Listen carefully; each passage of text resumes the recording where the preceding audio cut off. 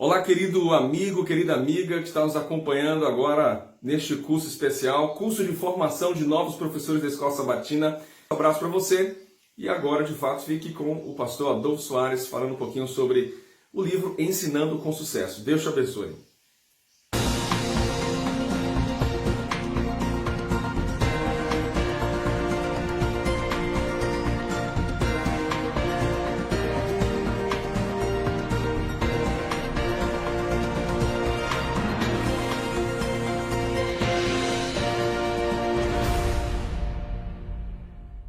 No dia 9 de dezembro de 2006, o analista de sistemas Adriano Lewandowski de Miranda, 27 anos de idade, acordou desanimado para trabalhar porque seu plantão coincidiu justamente com o dia do seu aniversário. Por volta das 9h30 da manhã, ele se dirigia ao seu local de trabalho, vestindo uma bermuda nova, presente da esposa Juliana. Porém, ele não conseguiu chegar ao trabalho. Ocorre que enquanto caminhava pela ponte João Dias, em Santo Amaro, São Paulo, o rapaz presenciou uma cena impressionante. Uma jovem mãe em crise depressiva pulou da ponte, de uma altura de 6 metros, levando consigo seu pequeno filho de 3 anos de idade. Enquanto todos os curiosos se limitaram a se assustar e a não fazer nada, Adriano pediu emprestada a moto de uma das pessoas que observava a cena. Ele não quis emprestar. Quando ele virou as costas, eu peguei a moto dele e saí, explicou depois o jornalista. Adriano dirigiu rapidamente na contramão, pois esse era o caminho mais curto. Largou a moto à margem do rio e então se jogou nas águas viscosas e lamacentas do rio Pinheiros, disposto a salvar Janaína Barbosa, de 26 anos, e seu garotinho. A mãe havia amarrado a si o cadarço do tênis do filho para levá-lo consigo ao fundo das águas. Adriano disse que quando pulou na água poluída, ele só se lembrava de seu filho de 2 anos. Acho que foi instinto paterno. Pensei que alguém faria o mesmo se fosse o meu filho, disse ele. O que é criatividade? O dicionário define criatividade como capacidade criadora, engenho, inventividade. Assim sendo, eu diria que o Adriano Lewandowski de Miranda agiu com extraordinária criatividade. O Adriano criou em meio à crise. Agiu com engenhosidade. Ele pegou uma moto e foi na contramão. A criatividade também é entendida como elemento de renovação, como originalidade. Então temos mais razões para classificar a ação do Adriano como criativa, pois, como fruto da sua ação, 2 vidas foram renovadas. Falando de criatividade, infelizmente, é dolorosamente comum encontrar professores e professoras de escola sabatina acomodados, fazendo apenas o necessário, usando ano após ano o mesmo método, a mesma didática, as mesmas atividades, as mesmas histórias e até as mesmas perguntas. Como resolver esse problema? Jesus Cristo é o modelo para uma escola criativa e transformadora. Eu quero apresentar a figura do Mestre Jesus como a solução e modelo para uma escola sabatina, criativa e transformadora. Muitas pessoas tiveram a oportunidade de promover mudanças em alguma área da vida e passaram a fazer parte da lista de grandes pensadores, revolucionários, enfim, tiveram seu nome gravado na história. Mas Jesus Cristo é diferente. Ele é infinitamente melhor.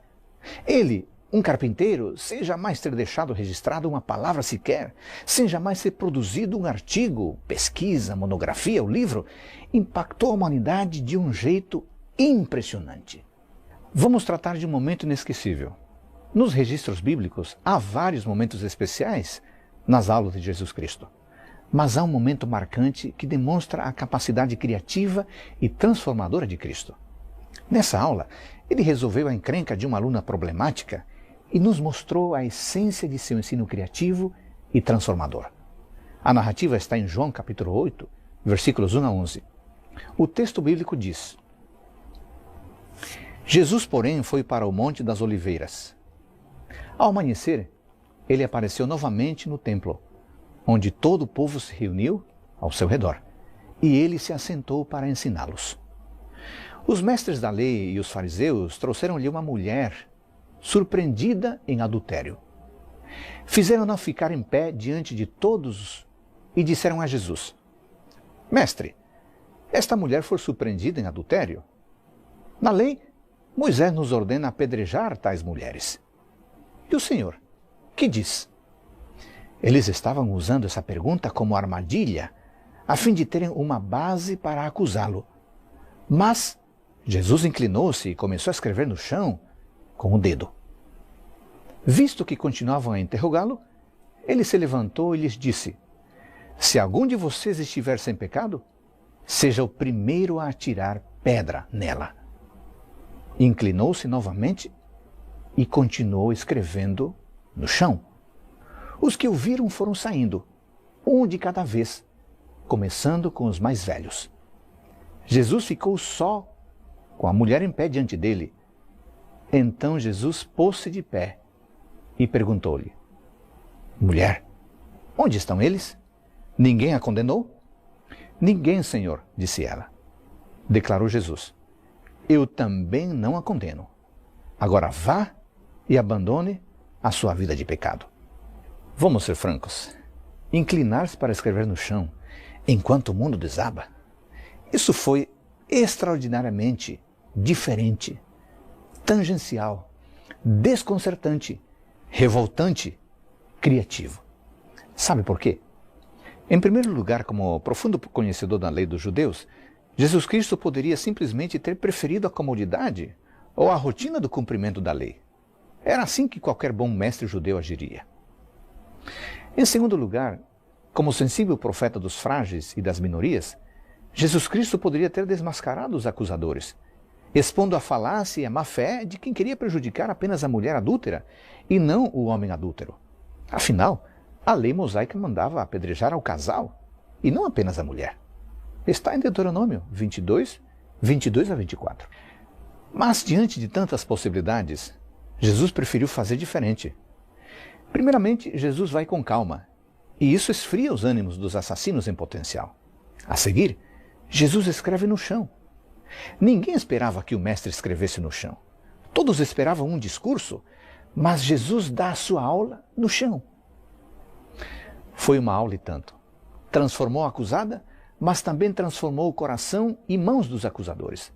Depois dessa aula escrita no chão, as pedras ficaram pesadas demais e a consciência explodiu em culpa.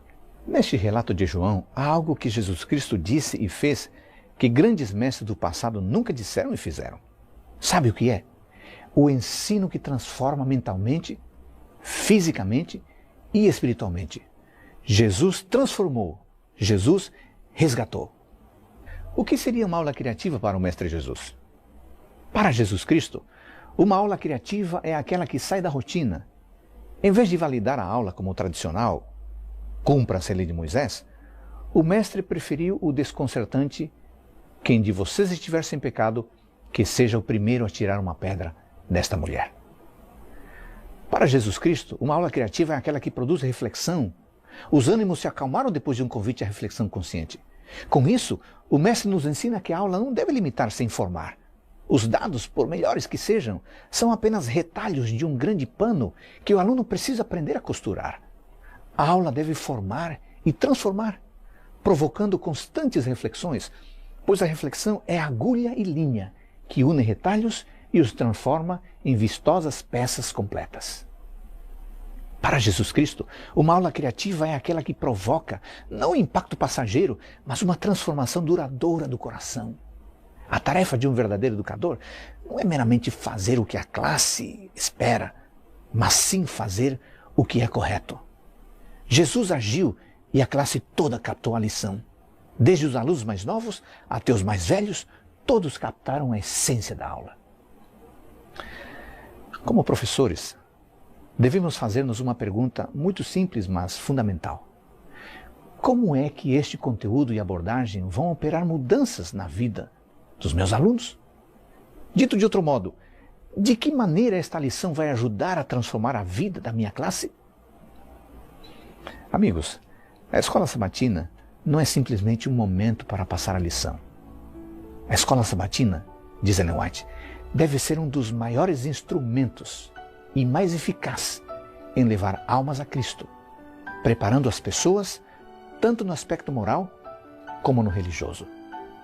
Em palavras impressionantes, falando a respeito do professor, Ellen White diz: o verdadeiro ensinador não se satisfaz com um trabalho de segunda ordem. Não se contenta com encaminhar seus estudantes a um padrão mais baixo do que o mais elevado que lhes é possível atingir. É sua ambição incutir-lhes os princípios da verdade, obediência, honra, integridade, pureza, princípios que deles farão uma força positiva para a estabilidade e o erguimento da sociedade. Meu querido irmão e minha querida irmã, que Deus abençoe o seu ministério a fim de que você continue sendo uma bênção, sábado após sábado, na sua classe. E que o Espírito Santo capacite você para este sagrado magistério.